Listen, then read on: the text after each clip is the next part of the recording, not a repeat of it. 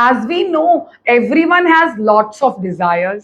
सो जैसे बच्चे कहते हैं मैम हमारा मन करता है हमारे पास भी BMW गाड़ी हो, like as celebrities.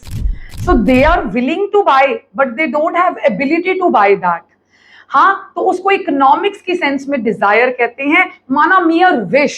विश है हमारे पास ये गाड़ी हो, ये सामान हो, तो उसको हम डिजायर कहते हैं। On the other hand want की भी अगर हम बात करते हैं तो जो वांट है उसमें दो चीजें आती हैं, विलिंगनेस प्लस एबिलिटी।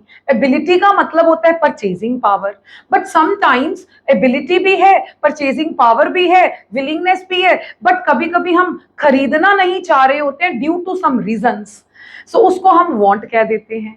लाइक मान लीजिए मेरे पास पैसे हैं, हाँ मेरे पास मेरी इच्छा भी है, बट मेरी लाइक जो फिजिकल हेल्थ है वो मुझे अलाउ नहीं कर रही है कि मैं कोई भी चीज का कंजम्पशन कर सकूं।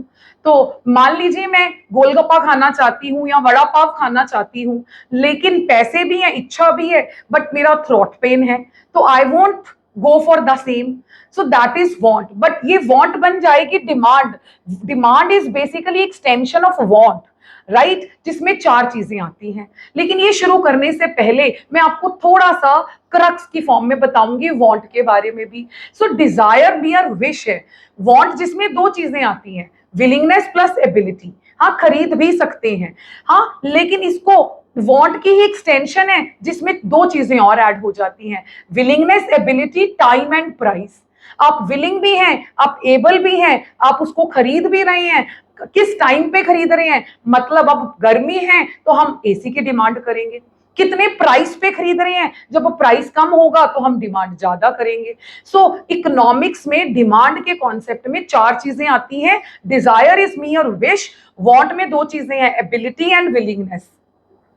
हो सकता है आप इसको ना भी खरीदें, हाँ, लेकिन डिमांड, इफेक्टिव डिमांड तभी बनेगी जब इसमें चारों चीजें हैं। To make your demand effective these four words should be there, willingness, ability, time and price. Hope so this is clear to you. Really thank you.